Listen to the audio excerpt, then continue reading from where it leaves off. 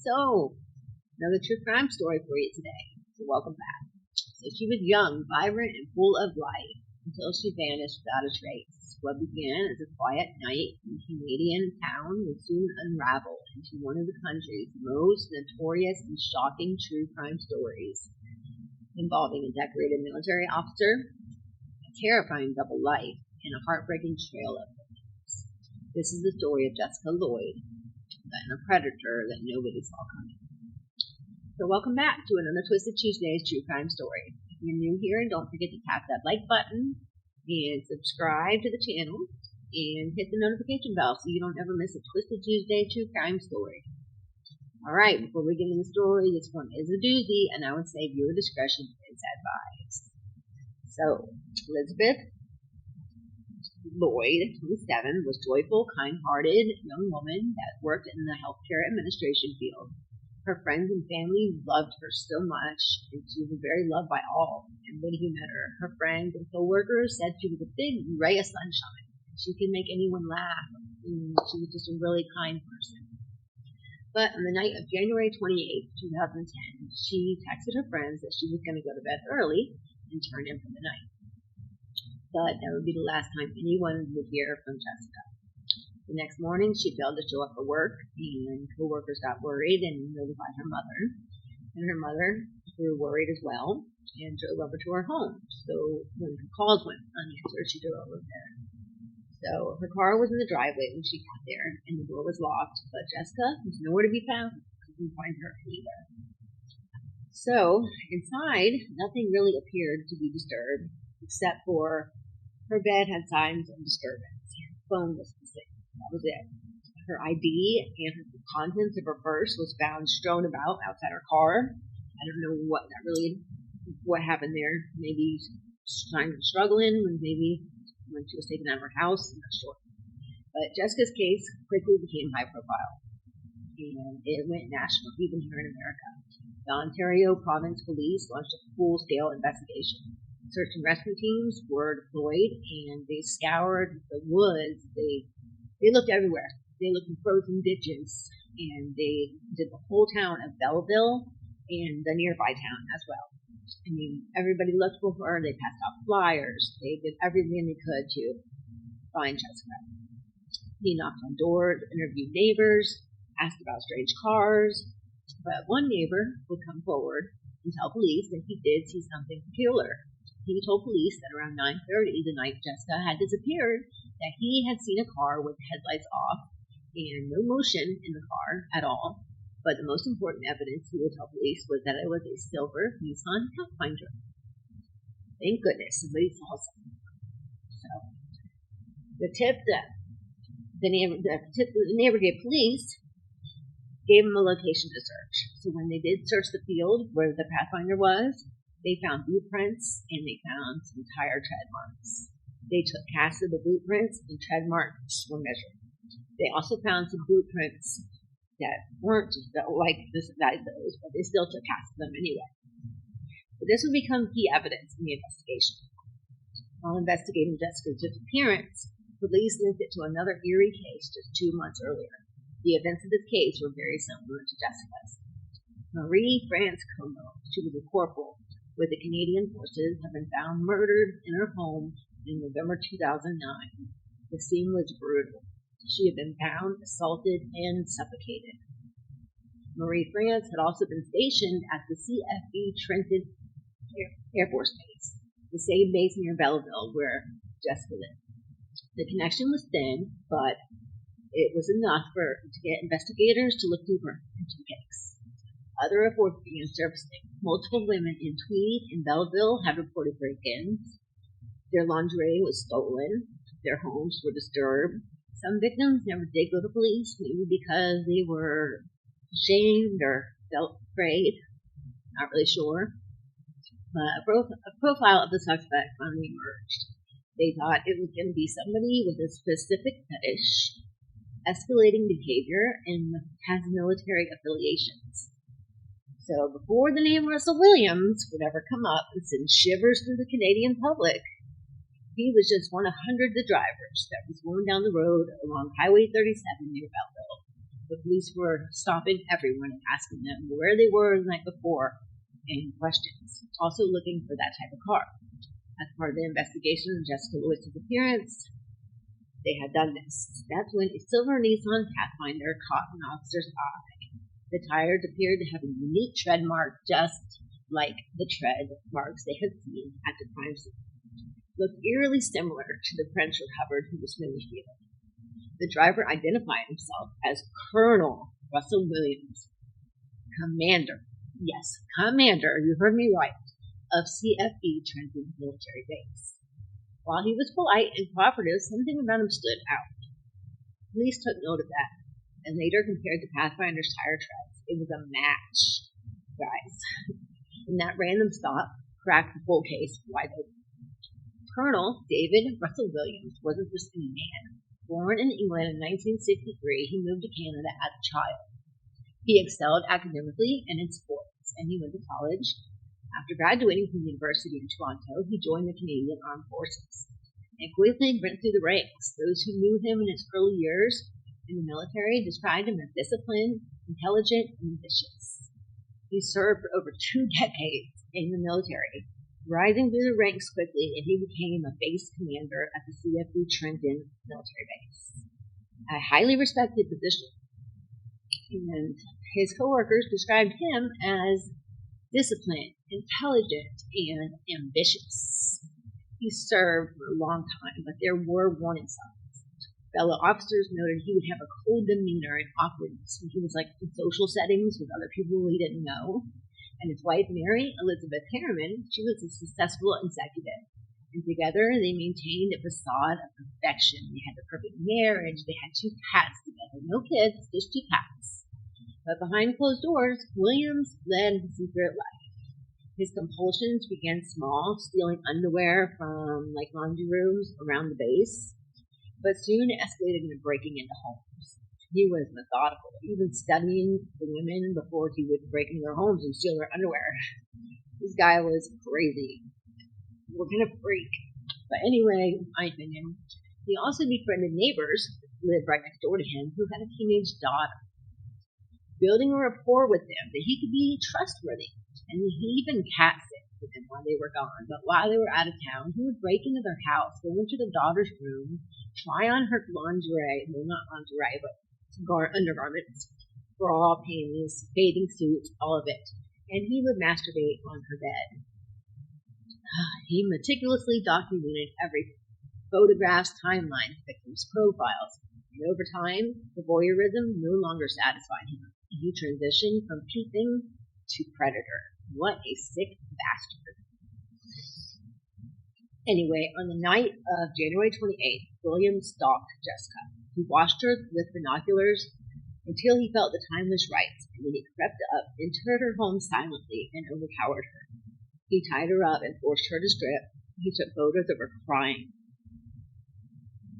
Sorry, guys. He documented every moment of it. And he loaded her into his vehicle, drove her to his secluded cottage where he had assaulted other women, and over the next 24 hours, he tortured her. And he documented every moment of that, too. Police later found hundreds of photos on the hard drive. Jessica in distress, she was bound and degraded. When he was done, he just struck her in the head with a flashlight, just like she was nothing. Then he carried her lifeless body into the woods and just dropped her and covered her with leaves and snow. What a great guy. I mean, you think people in the military you'd be able to look up to and trust, and they wouldn't be freaks like this. But this wasn't the only time Williams had committed acts like this. In fact, before Jessica, there was Marie Francois, another woman he targeted, broke into her home, and murdered. In both cases, the level of planning, documentation, and emotional detachment was horrifying. Gosh. They ran a background check on him, and his home was just minutes from the previous assault. So he was stationed at the same base by both of the women's houses, and he was stationed at the same base as Marie Francois, the one who was murdered in 2009. After noticing his tires and his vehicle matching the description, police brought him in for questioning. The moment he entered the interrogation room, his calm demeanor gave little away. He seemed like a man that was willing to fully cooperate with officers, and he didn't seem the least bit worried. He was really quiet, actually, and didn't seem like he had anything to worry about. So, Detective Sergeant Jim Smith, he was a seasoned interrogator. He was the one that interrogated him at first. And what followed was one of the most infamous police interviews in Canadian history, and a masterclass in how quiet psychological pressure and how good it works to get someone to cave when you need them to. For hours, Smith calmly laid out mounting evidence against him. He spoke with empathy, not accusation, like he was trying to kind of earn his trust. But Mr. Williams asked the detective to call him Rust. So we'll call him Rust for the sake of this. And he did begin to sweat. As Smith revealed the boot and tire tread match, he asked for a break.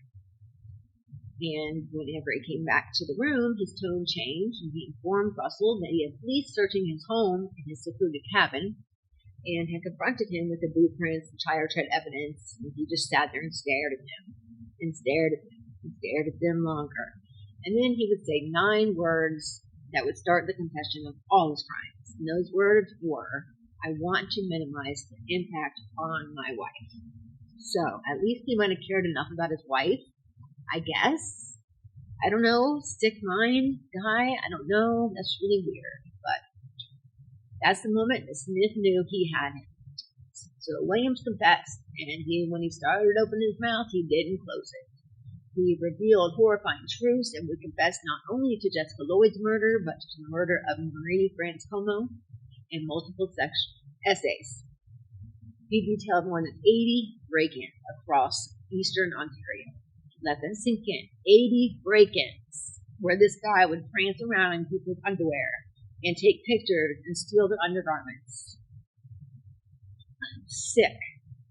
But he even drew maps. He guided the police to Jessica's body, which was just 40 feet off a main road, heading to her residence. But throughout the confessions, they were chillingly clinical. He expressed no remorse, 0. And he was like reciting a mission report or something. So they searched his home, and they were stunned by what they found. In carefully organized containers, they found over 500 pairs of women's underwear, labeled and sorted, bras neatly arranged, and hundreds of pairs of strange women's underwear like he was saving for trophies. He had taken photos of each victim's room and of himself in their clothing. He stored videos of the assaults and maintained logs of his break-ins. He would even model in their undergarments and sometimes masturbate in their beds. Most of the instances were in underage girls' rooms. This was a real sicko, guys. The items ranged from teenage girls' undergarments to those belonging to middle-aged women. Many victims didn't even know they'd been targeted and didn't notice anything missing, but he kept logs for it all. Digital files were categorized, names, addresses, summaries of each offense. I mean, what a moron. If you're going to commit a crime, you're going to sit there and write it all down, I guess. But there were entire folders labeled with victim names like Tweed Teen and Brighton B&E and Jessica. It's important. So, his wife, she was a respected nonprofit executive, had no idea. She was horrified when she was confronted with the reality of what her husband had been doing behind her back. She was devastated. She immediately filed for divorce and moved out. So good for her. I can't imagine how it would feel to be married for someone for so long and realize that they're a sick piece of shit monster. I mean, that's horrible.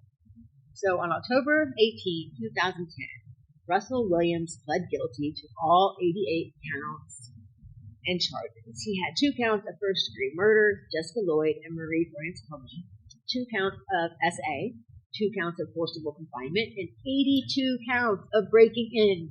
82 counts, guys. The courtroom was packed. Survivors, journalists, families waited in tense silence. The prosecution presented hours of damning evidence, timelines, photos, maps, and his journal entries. I think that was the most compelling evidence. Witnesses described Williams' brutality. One woman spoke of him standing over the foot of her bed when she woke up. And others described years of anxiety and nightmares and shame because of him. Jessica's family submitted a victim impact statement that brought the courtroom and myself while watching to tears. She said, with her voice crackling, I miss her laugh. I miss her every day, while she sat sobbing. So the judge addressed Williams directly before sentencing and said, you were entrusted with protecting this country, and instead you waged a war on innocent women. Your double life was one with precision, sadism, and deception. You will never be remembered for your rank, but for your calculated destruction.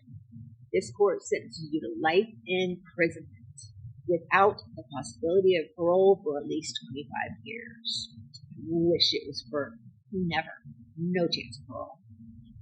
But that's the story of the weirdo and how he ruined many, many lives and family members' lives. Jessica Lloyd was more than just a victim. She was a daughter. She was a sister. She was a best friend. And she was a light in her community.